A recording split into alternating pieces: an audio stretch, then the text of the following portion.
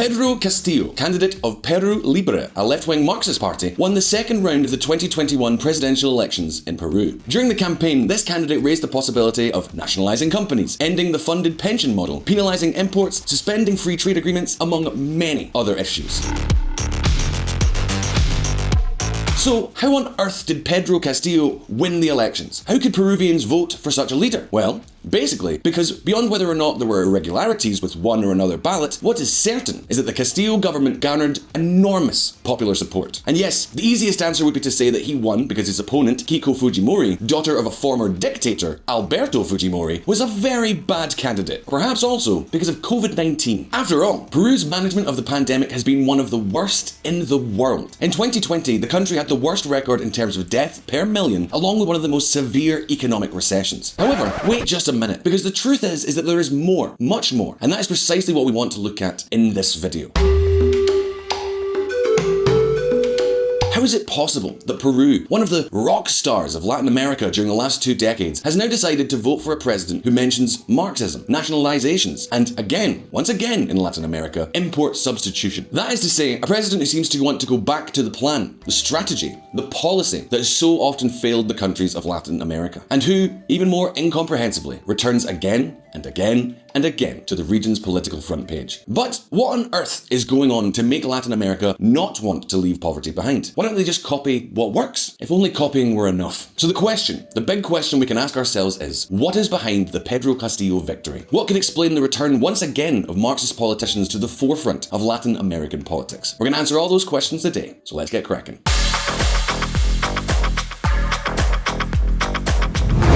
When Peru failed. In 2017, we published a video called Peru, Major Power in Latin America. It was one of the first videos we made about this region of the world. And you know what? At that time, everything indicated that this Andean, peaceful and Amazonian country was going to take over the world. The numbers were so good that they seemed almost impossible for things to not go well. Do you want some proof? Well, take note of this. Since the year 2000, the country has registered the second highest economic growth rate in all of Latin America. Since that same year, 2000, annual investment had multiplied by 5 times, and the government's accounts were among the healthiest on the entire planet. We are talking about an economic evolution that had reduced poverty by less than half, from levels above 50% to just over 20% of the population in just 15 years.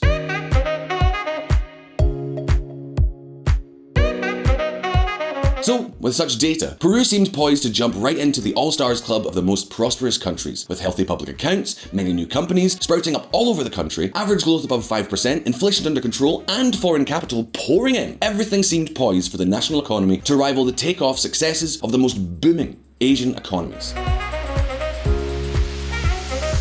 Peru has become one of the countries with the most free trade agreements in the world. Agreements that give free access to all the major economies on the planet. The United States, China, the European Union, Japan, South Korea, the United Kingdom, Canada, and Australia, among many others. In total, to give you an idea, Peru has free trade agreements with more than 80% of the world's economy. A policy that allowed the country to multiply its exports by almost 6 times between 2000 and 2019, which obviously meant a huge and ever-increasing inflow of foreign currency. So, with such a scenario, the question that I am convinced many of you are wondering right now is, what on earth happened for things to go suddenly so wrong in Peru?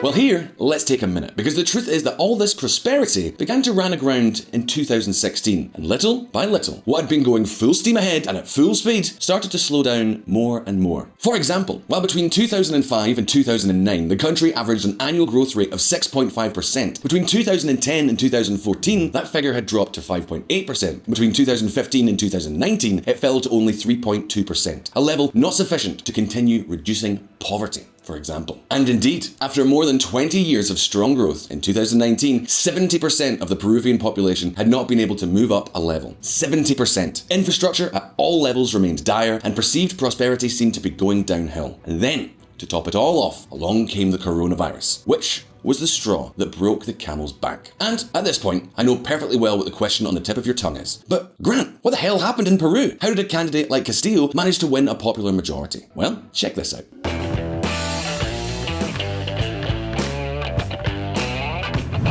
Institutional disloyalty.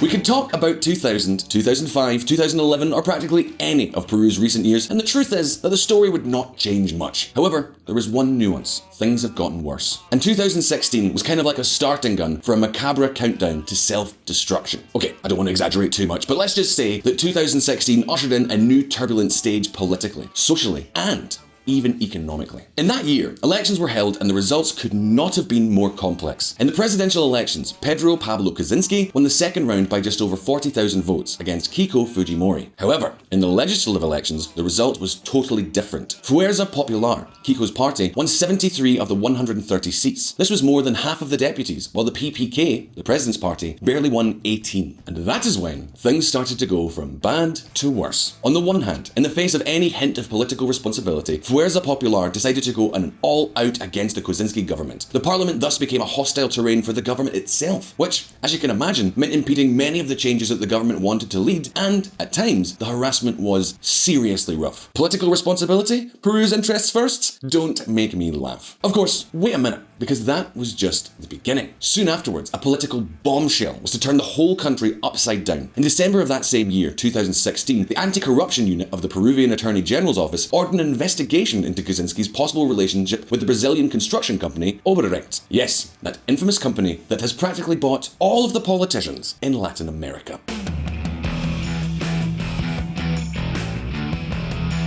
But that was not all. A year after the prosecutor's office began its investigations, the Lava Jato Commission on the Peruvian Congress showed evidence of the relationship between Kaczynski and the Brazilian construction company when the former was finance minister. According to these reports, a company owned by Kaczynski and based in Miami, Westfield, received several contracts from Odebrecht in 2004, shortly after the construction company received a guarantee that the Peruvian state would assume the economic risks derived from the Almost Energy and Irrigation project in the region of Lambayeque. We are talking about a guarantee of almost $500 million for a private initiative. Seems legit, right?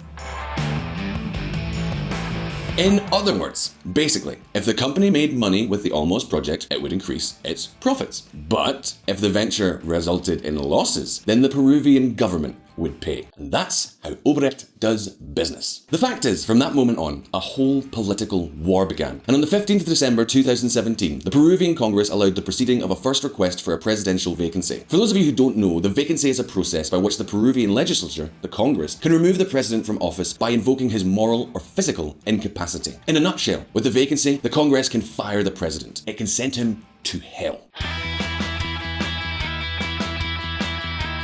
In any case, the move did not go forward, among other reasons because Kaczynski made a pact with Keiko Fujimori's brother, Kenji Fujimori, for his support, along with that of some other congressmen, in exchange for pardoning their father, Alberto Fujimori, something that Kaczynski followed up through just a few days later. It was a decision that provoked massive protests and the resignation of 3 ministers. But it did not stop there. With more evidence, the Congress tried a new vacancy process, and this time some videos surfaced of Kenji Fujimori trying to bribe congressmen with the promise of public works contracts in exchange for voting against opposing the president.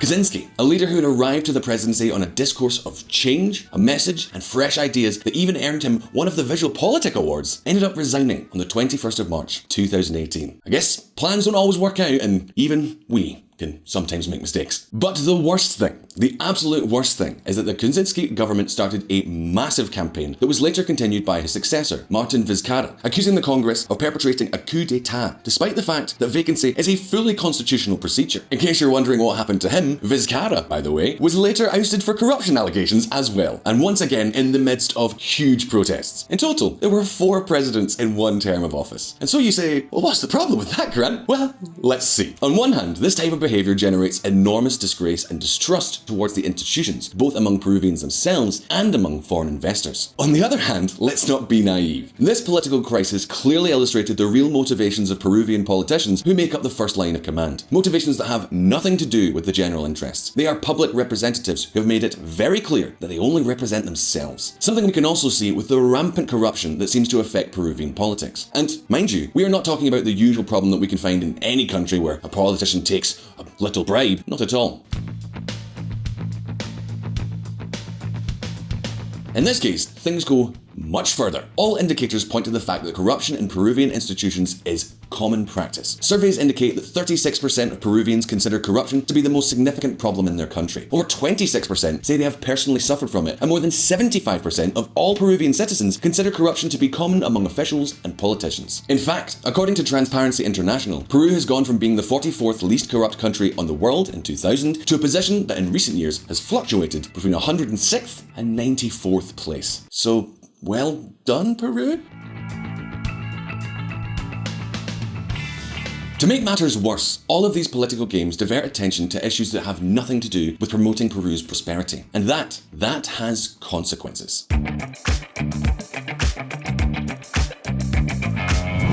Tarjetazo and the passive state. During the last 20 years, Peru has registered an important economic improvement that, among other things, have increased the state's income. A state that has not ceased to increase its public employees in many cases though, in what is known as the tarjetazo. That is, to place relatives, friends and cronies of all kinds in roles on the state's payroll. What is worse, all this increase in public employees has not translated into a real improvement in the functioning of the public treasury. The major problems of 10 years ago are basically the same as they are today, and to make matters worse, the one thing that has grown during this time is the bureaucracy. Of course, all these new employees will have to do something, but what exactly are the problems we are talking about? Well, let's take a look at that now. Despite having enviable financial health, the country's lack of infrastructure is so pronounced that according to the World Economic Forum, the quality of infrastructure only just ranks above that of Venezuela, Bolivia and Paraguay. We're talking about a gap that some recent estimates place at some $300 billion, which obviously has a knock-on effect in terms of economic activity. And believe me, anyone who has been to Peru knows exactly what we are talking about. Next, the financial sector is so underdeveloped and so closed to competition that Peruvians find it very difficult to access financing and suffer much higher rates, which in turn hurts investment. To give you an idea, small loans with rates of 20, 30 or even 40% are not uncommon. In fact, what is known as the bank spread, that is, the margin with which banks work, is more than 14% compared to just over 3% in OECD countries. And that's not all. To make matters worse, only 7% of companies are able to access bank financing. Likewise, the capital markets are underdeveloped, the Lima Stock Exchange is a joke, and the pension system has been deadlocked and in need of reform for a long time. For example, the private pension system, which is similar to Chile's model, barely covers 20% of Peruvians of working age. It is also a model that is closed to competition with very high commissions that devour the profitability of the participants. As for the public sector, it is almost better not to talk about it. The average monthly pension is a little more than $150 a month. And for those who are lucky enough to receive it, because among other things, you have to have worked for more than 20 years to be eligible to collect a single peso. In total, the private and public pension system barely covers 30% of Peruvians over the age of 65. The rest either receive some small subsidy from the Pension 65 program or nothing at all, which is exactly what happens to more than 40% of the elderly. In addition, the public companies are a disaster. They are barely capable of investing, many have become nests of corruption, in some, the jobs are even inherited by union agreement, and they are certainly not profitable. Peru, for example, accumulated losses of more than $3 billion over the last decade. That's an oil company losing money on a sustained basis over time. You know that when I'm talking about something like that, unfortunately, I'm definitely talking about Latin America. And we could go on. Education is very poor, urban planning is so outdated that since 2001, more than 90% of urban expansion has been carried out in an irregular, if not outright illegal manner. In the countryside, which generates more than 30% of all the jobs in the country, the majority of people remain in subsistence conditions, without support in training, mechanization or development of cooperatives and associations. And of course, this is just not going to work. It's a situation that, by the way, favours coca plantations as an alternative. In fact, Peru is the second largest cocaine producer in the world. Coca cultivation in Peru expands to 72,000 hectares. According to the White House, Peru is the world's second largest cocaine producer after Colombia. It's the same old story. But you know what? All these issues seem to take a backseat to the antics of Peruvian politicians. And that's despite the fact that they end up having very significant social and economic consequences. Do you want an example? Well, it is estimated that there are between $25 and $50 billion tied up in mining projects that have been put on hold due to the social rejection simply because the government has not had the leadership to seek formulas that favour local communities. We are talking about a potentially enormous source of wealth that, in countries where things are done well, such as Australia for example, it has led to enormous general prosperity. And, yes, the bad press on mining is understandable. In the past, many abuses were allowed in exchange for the benefits. Do you remember what we were saying about bribes in the country? Well, maybe that had something to do with it. The point is that the country does not promote innovation. The investment attraction policy is insufficient, and there is no development of strategic zones or hubs of activity. The Peruvian government has sound finances, yes, but it does not seem to know how to do anything else. It seems to be moving forward on a kind of autopilot that is already clearly insufficient for driving development, but which allows many sectors to be in the hand of an elite that protects itself from competition. At the end of the day, in corrupt environments where only the political survival counts, the selection of leaders and professionals is not based on meritocracy, but above all, on loyalty. This leads to an increasingly poor level of management. This in turn feeds the lack of ability to implement measures as well as the lack of honesty and transparency. Let's not fool ourselves. Peru's biggest problem is not Pedro Castillo. Peru's biggest problem is what has led a politician like Castillo to win the elections. So at this point, the question is, will Castillo be a danger to Peru? I mean, it certainly doesn't look great, although in the end, it might not come to much. We've been wrong before. Castillo does not have a parliamentary majority, and it's not unreasonable to think that he'll be more like former Peruvian president Humala than the likes of, say, Hugo Chavez. There will be no expropriations, there will be no nationalizations, we will not take away anyone's property or savings. We want a popular economy with markets. The independence of the central bank will be respected because it has done a good job of keeping inflation low. We are not following the Bolivarian idea. We want to disprove it. Pedro Frank, economic advisor to Pedro Castillo. In any case, a side note, the fact messages like his dominate Peruvian politics does not bode well, and the risk is clearly on the table. But let's not fool ourselves. The problem had already taken root, and it is the politicians themselves who have turned Peruvian institutions into their own amusement park. But what do you think the future holds for Peru under Castillo's leadership? Leave us your answer in the comments below. And as always, don't forget to like us and subscribe to VisualPolitik. Take it easy, and I'll see you next time.